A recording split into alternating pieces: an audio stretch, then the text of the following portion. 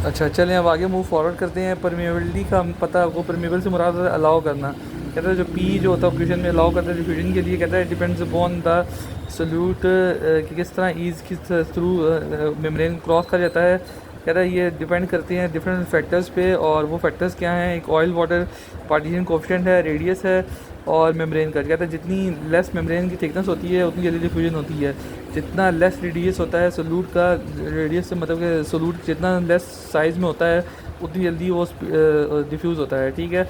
और oil water partition coefficient जो होता है वो बढ़ाती है सॉल्युबिलिटी।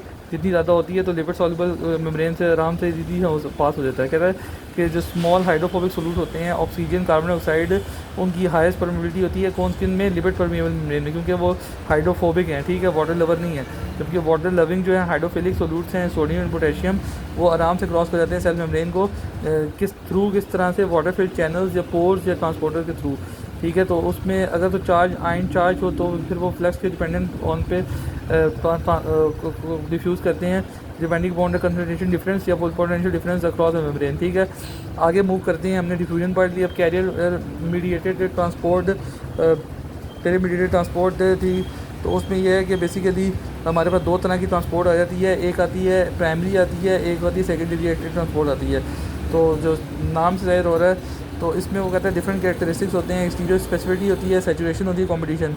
ये ऐसे जितने इंपॉर्टेंट नहीं है तो मैं इसको इस तरह रहने देता हूँ, आप लोग इसे पढ़ लीजिएगा, ठीक है।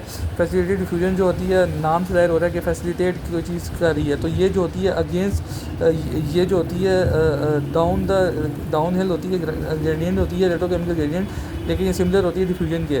बट इसमें हमें क्या नाम है, मेटाबॉलिक एनर्जी रिक्वायर्ड नहीं होती, इसीलिए इसको हम पैसिव कहते हैं, ठीक है।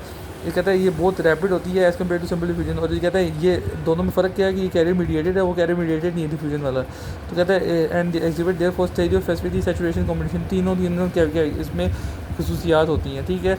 एग्जांपल क्या है कि जो insulin is example of facilitated diffusion, क्योंकि ग्लूकोज अपटेक जो सेल्स या एडिपोज सेल्स में डाउन द हिल होती है, और ये भी कैरियर मीडिएटेड होती है, ठीक है। प्राइमरी एक्टिव ट्रांसपोर्ट, अब हम आ जाते हैं उस पर। कहता है ये इसके कैरेक्टरिस्टिक जो होते हैं वो ये होते हैं कि ये अपहिल होती है अलॉन्ग अगेंस्ट केमिकल ग्रेडियंट होती है, और इसमें direct input of energy required होती है in the form of the ATP adenosine triphosphate, ठीक है।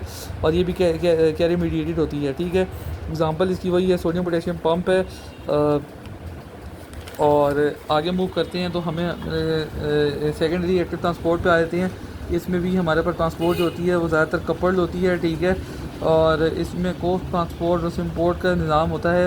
एग्जांपल इसमें सोडियम ग्लूकोज को ट्रांसपोर्ट होती है, तो जिसमें सोडियम दो होते हैं और कैल्शियम के दो कंपोनेंट्स होते हैं। ये आपको डायग्राम से थोड़ा बहुत समझ आ गया होगा, ठीक है।